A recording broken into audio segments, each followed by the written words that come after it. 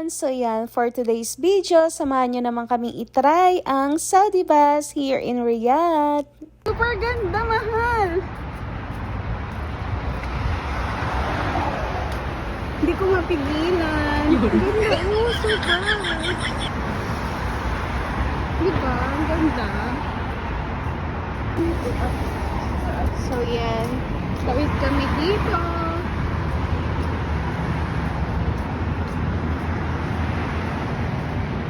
Ganda. Daddy is there.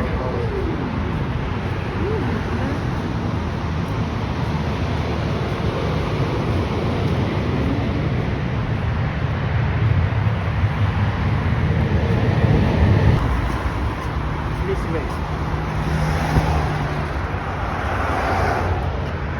Go na!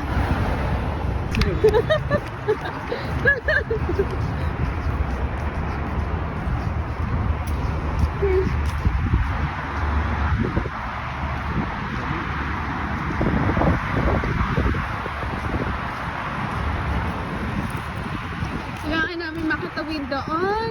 Then punta kami doon sa Carrefour.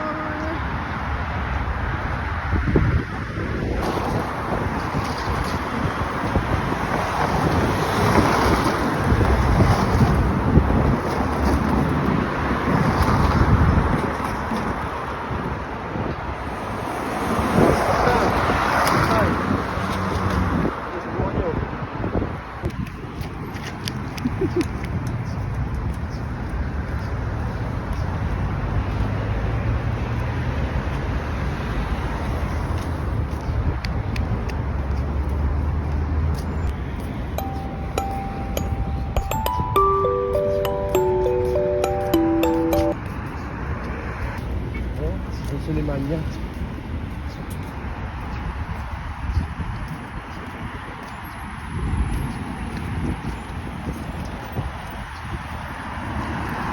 Ang token mo doon. Iniwan na kami ng bus. My goodness. My God! Ayan, yung bata. Ah, puno. Ano na? Puno. Oh. Tayo ano? Oh. Tayuan! Oh. Ang dami lang! Ang bata. Martin. Saan yung rice?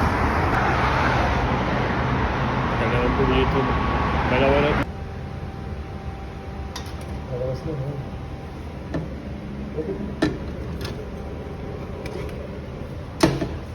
Sobrang mura nga ng pagsakay dito sa Saudi bus kasi ang charge lang nila ay 4 SAR or 58 pesos in 2 hours. Yes po, valid po siya ng 2 hours. So, pwede kang papunta doon tapos bumalik ka ng wala pang 2 hours ay free na yun kasi kasakop na siya ng 2 hours. Correct me if I'm wrong. Bumili nga pala kami ng card para sa Saudi bus. Yan. Hindi kasi namin alam na pwede naman palang direct na magbayad sa bus ng direct sa ATM or STC Pay. So yan, napagastos pa kami kasi yung card mismo para sa Saudi bus ay may bayad po na 10 SAR. Pero kung wala naman laman ng ATM mo or STC Pay, pwede ka naman magbayad dito ng cash. So yun nga lang, magbabayad ka lang ng 10 SAR para sa iyong card.